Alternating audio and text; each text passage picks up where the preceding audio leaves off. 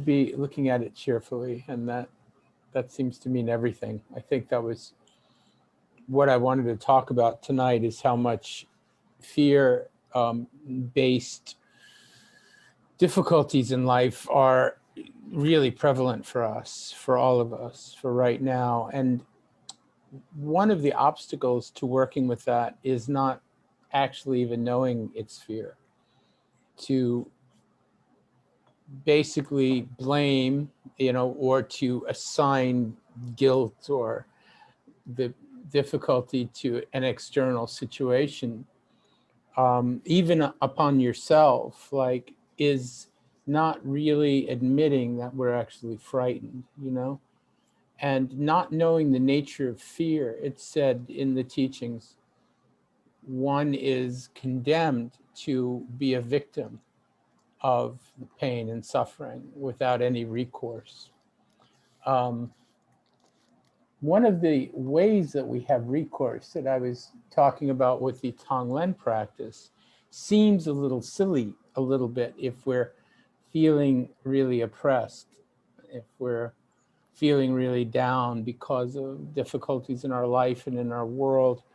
We feel like we must have really heavy and powerful antidote to that. Like, the more difficult the situation, the more intense and maybe even difficult the antidote should be. And that's very much like fire with fire. In fact, to be able to release and relieve the intensity of our ill feelings by just bringing a little sense of lightness, openness, and smile, bringing a sense of love and acceptance into our world, is actually healing. To be able to, rip our heart out with how horrible we feel is maybe a way to exaggerate our feelings and, you know, sort of dramatize them and turn them into a drama of sorts. But I'm not sure that that helps us heal.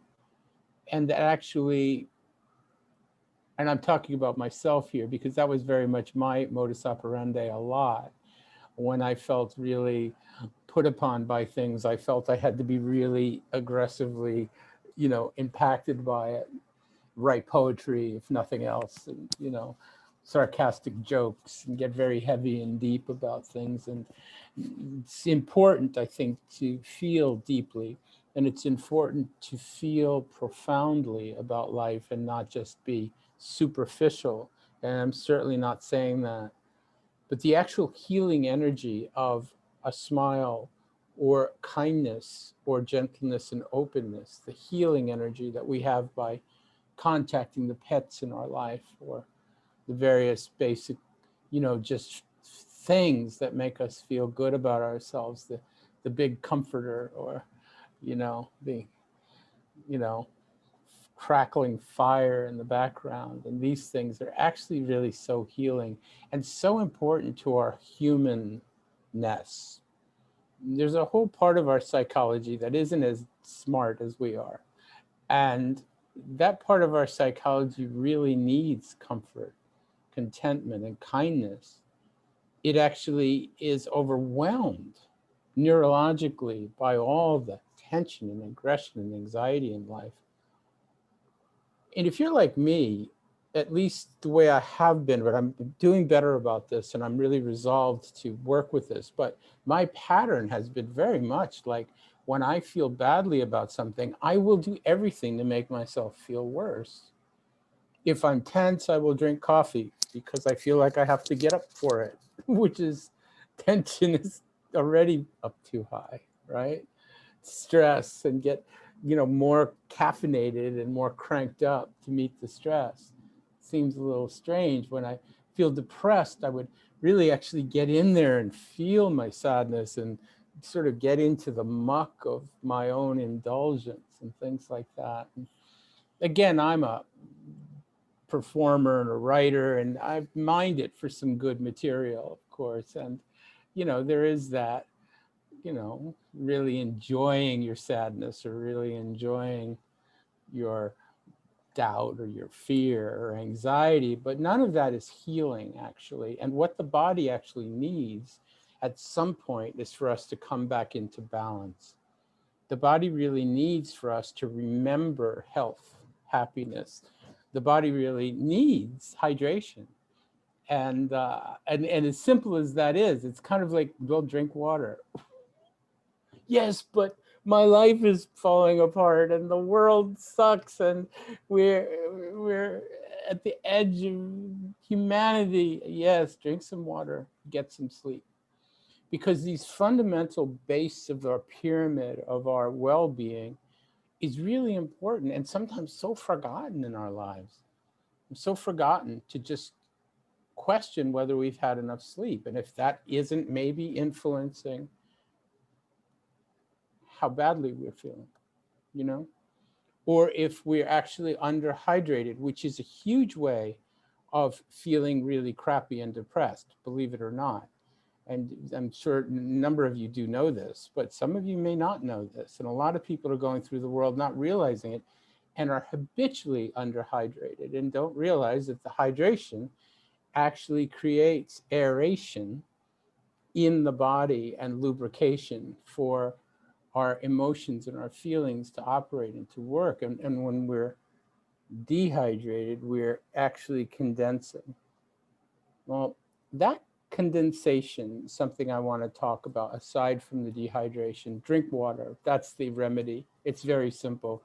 It will change your mood, I promise you. Warm water, you know. And I I recommend putting it in your mouth, but different cultures have different ways of relating to that. Because the pouring it over your head or anything else you might do like a bath is a slower assimilation, but all of that works.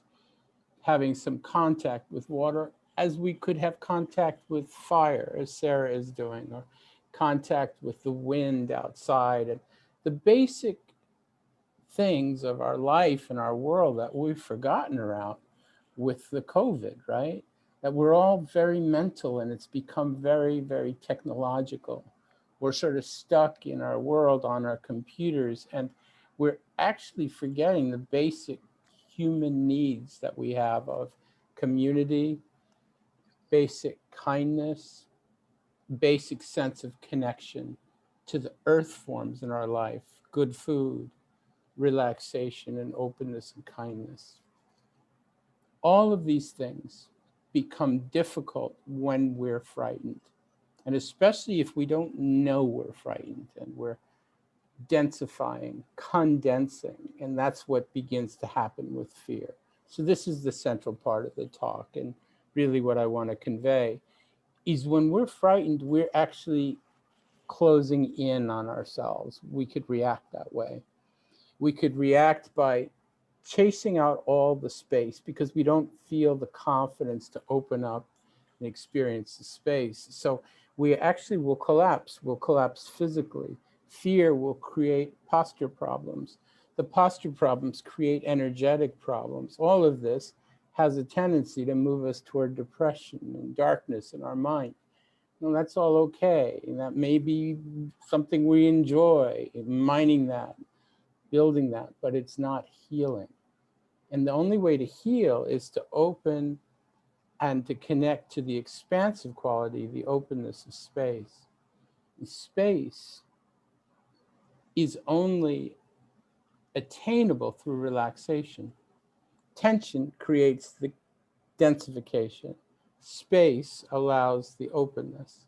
And that openness allows the ability for us to begin to see with context. So the fear can trigger us into this sort of tight little wound environment. And then we just have these ideas that are bouncing off and on, and we're not really even seeing that we're frightened. We're just fixating on problems and that kind of thing. But actually, the remedy for that is to be able to relax and breathe out and reconnect to your breath a little bit and actually be able to access the space so that there's some context. When we have the space, we have this context. We all of a sudden can see, oh, what's really going on. We could see what we need, and we could actually begin to feel our life like a human being again, instead of losing ourselves in this sort of turmoil, fear, and tightness, we could actually have some sense of largesse, openness. In one of his talks, Trungpa Rinpoche talked about how that idea of turning away from openness toward the darkness and toward the, self-eating. I think there's a better word than that. Aaron, what's a good word for eating yourself? But that's sort of like, just kind of self-consuming, sort of tight little mind, that he called that setting sun point of view, that it was leading toward more darkness. It was leading toward not openness, as opposed to a rising sun point of view, which is the idea of looking at our life as possible, looking at our world as possible, even in the middle of shit. Knees up to, up to our knees in crap, draining the swamp with all the alligators. You remember that old saying? Whatever it is, that we still have the ability to look above and out and beyond and see the beauty of life and see the things that we really want in our life. Now, that doesn't mean that we're still not in panic or we're still not in fear. We are. And I think it's the job for those of us that want to wake up, that want to use meditation practice to become more and more awake in our lives, is to realize how to do both. Not to just completely deny that we're in pain or suffering when we are, and just be all like love and light about it. It's not about the Pollyanna approach at all. It's about accepting our pain and our suffering, but not caving into it. Accepting that we're frightened and that fear causes us to blame and fight and shut ourselves off and close ourselves down, but that actually we can be frightened and be open. That we could be scared shitless and completely able to lift our gaze and be present with each other with real kind of dignity, which is way more healthy for our body, way more healthy for our relationships, and way more healthy for our world. Because if the world begins to devolve more and more into that tight little reaction to the fear, then we will not find a way out of all of this. Because the vaccine is only one step, and that's a long, much longer step than I think people expect. There's also economic repercussions. There's also social things. There's also any number of difficulties that we are going to face in the next couple of years, whether it's not all going to just all of a sudden be over. And I think we know that. And meanwhile, all of us are getting older in those couple of years. We're getting closer and closer to the expiration date. And spoiler alert, life, the heroes all die at the end. Sorry. The hero of your story and the king and queen of your worldview are all going to pass away. We're all going to be gone at some point. So really, the only moment is right now. And not like worrying about how we're going to fix anything, but more worrying about how we could lift ourselves up and be present for the life we have, for the experience that we have right now. Really paying attention to that. My childhood hero, but also I would say probably one of the most profound people in my life is John Lennon. And it was the 40th anniversary of his passing the other day. And of course, I went to Strawberry Park, which I always do, and sat around and listened to people sing bad renditions of old songs and stand in the freezing cold. And one thing that I noticed, that this was true of the vigil too, that happened right after his passing, is there were a bunch of people all shocked and shorn and blown open and angry and upset. But one thing that was amazing culturally is I remember at the first, and this was true of Tuesday, but it's also was very much true of the Tuesday after his passing. He was shot on a Monday. So 40 years ago, the vigil, there were bankers and lawyers and punk rockers and hippies and, you know, people of higher status and people of street people and people of all configurations, all blown open and singing and part of something. It's the only pure joy happening. And last night, this Tuesday, there was a lot more joy because a lot of time has passed and many of the people really weren't even alive that were there, of course. But one thing that struck me in both cases were dogs who seemed to be just completely amazed by the whole thing. So people are sitting there crying, holding candles 40 years ago in the freezing rain, and these dogs are running around catching frisbees and attacking people and jumping up and down and going like, what? Come on, let's party.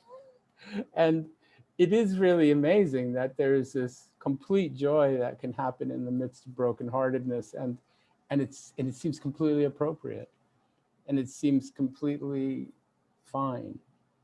And in the interview that he gave just days before his assassination, he was asked if this was in the 80s, 1980, and that was in the middle of the Reagan years. So the neoconservatives were just getting born, and the whole base of the movement that our conservative world has come into fruition now with was really coming under play. And the interviewer asked him, he said, do you look back on the 60s and think that that was naive?